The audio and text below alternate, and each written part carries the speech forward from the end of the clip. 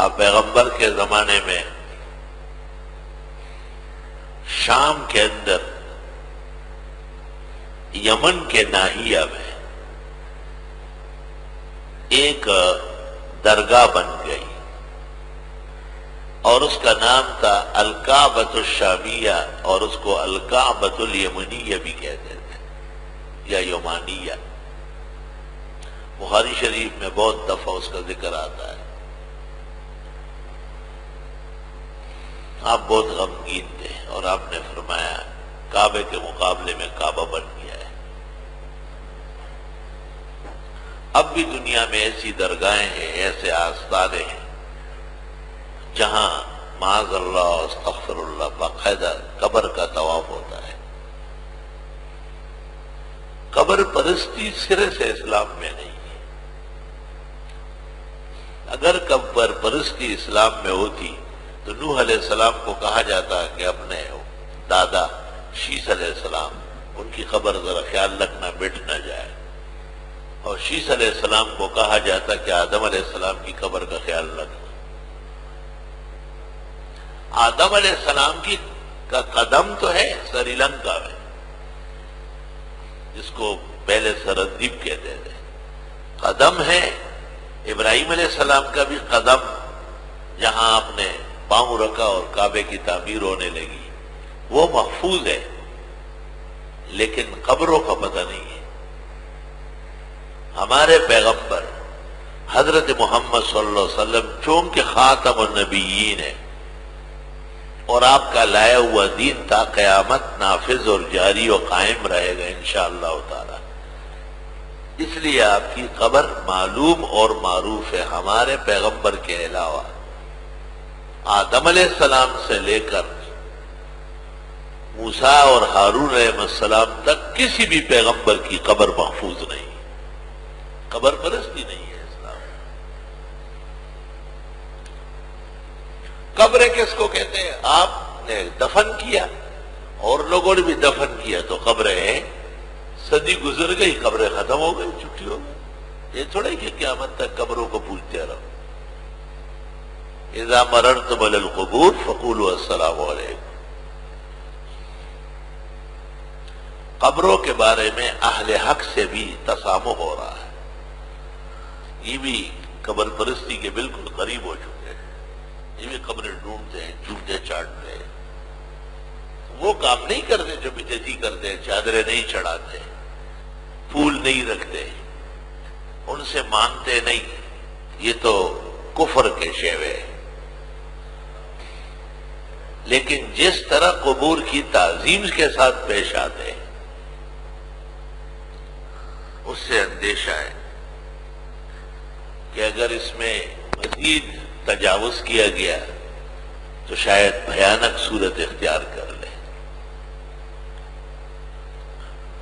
استغفر اللہ واتوب الیہ،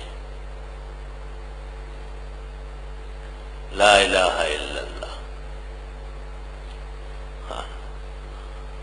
ترمذی شریف کتاب الجنائز میں حضرت علی نے اپنے شاگرد اسدی کو کہا ہے کہ پیغمبر نے میری ایک ذمہ داری لگائی تھی اور وہ ذمہ داری آپ کو بھی دینا چاہتا ہوں،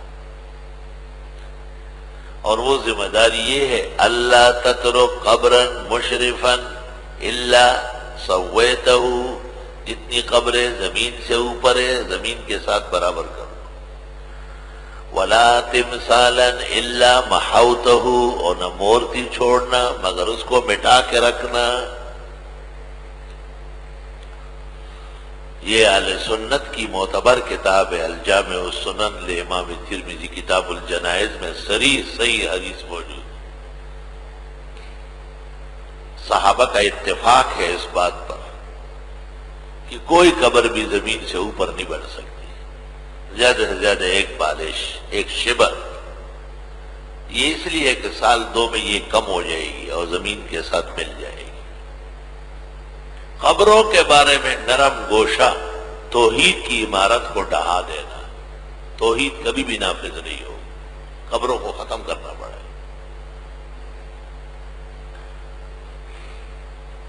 طالبان نے اپنے دور میں بامیان میں گوتم بدھ کے مجسمے تو توڑ دیے، نمائش کیا اس پر، اب پوری دنیا کے ساتھ خارجہ تعلقات برباد کیے، مگر مزارے کے اندر جو علی کی طرف منسوب مجہول مکذوب قطعی طور پر ناجائز قسم کا مزار بنا ہے، سال میں اس کا جھنڈا اختر محمد عثمانی چڑھا تھا۔ اختر محمد یہی کا پڑا ہوا تھا، تفسیر و حدیث دونوں میں گیا تھا، میں نے پوچھا اس سے یہ کون چڑھا دے؟ چپ وڑا میں تاسم جانتا ہوا جمہور شریعت نافذ ہے، شرمے گئی ہے، گھبرانے کی ضرورت نہیں، بات صحیح سمجھا کرو، طالبان کوئی انبیاء نہیں تھے، سینکڑوں خطاؤں کے مرتکب تھے، اب مخلص ہونا اور چیز ہے، اہل حق ہونا اور بات ہے، مخلص ہونا اور اہل حق ہونے میں شک ہی نہیں۔ میں نے کہا آپ نے ترمذی میں حدیث پڑھی تھی؟ ہاں پڑھی۔ میں نے کہا اس میں پہلے کس کا ذکر ہے؟ کہا قبر کا۔ میں نے کہا وہ تو قائم،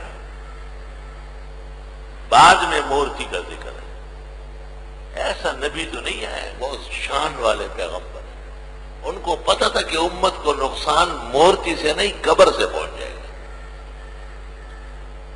پوری دنیا میں یہ روایت جب بھی آئے گی تو قبر کو سیدھا کرنا یہ پہلے ہے اور بتوں کو توڑنا بعد میں ہے۔ کوئی کچھ بھی کرے لیکن وہ اس حدیث کے سامنے ہمارے مسئلے کے لیے سر رکھے گا۔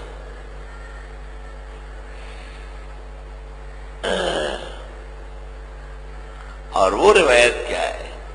لا یطوفن بالبیت، کہ بیت اللہ شریف کا طواف نہ کرے، ولا یحجن بعد العام مشرک ولا عریان، آج کے بعد اس سال کے بعد کوئی کافر مشرک نہ تو بیت اللہ کا طواف کرے اور نہ یہاں ننگے ہو کر عبادت کرے۔ ذرا دیکھیں، یہ میں نے دور حدیث والوں کو 5-6 سال سے کہا ہے کہ یہ حدیث پوری دنیا کے ذخیرے میں ایسا دکھاؤ کہ جس میں عریان پہلے ہو اور مشرک بعد میں ہو۔ وجہ کیا ہے کہ اگر کوئی شخص کپڑے اتار کر کے یہاں آ جائے، یہ اتنا قبیح نہیں ہے جتنا ایک بدعتی و مشرک کا شریک ہونا خطرناک بات ہے، جب تک کہ وہ اصلاح کا ارادہ نہ کرے۔ اس کو اسلام کہتے ہو، دین کہتے ہیں۔ جہاں جہاں سے خطرہ نکلتا تھا اس کو پہلے لتاڑ لیا۔ لا یحجن بعد العام مشرک ولا یطوفن بالبیت عریان۔ تو میں طلبہ سے کہتا ہوں کہ کوئی ایک طریق ایسا دکھاؤ نا جس میں عریان پہلے ہو، نہیں عریان بعد میں، بدعتی و مشرک پہلے، یہ زیادہ خطرناک ہے۔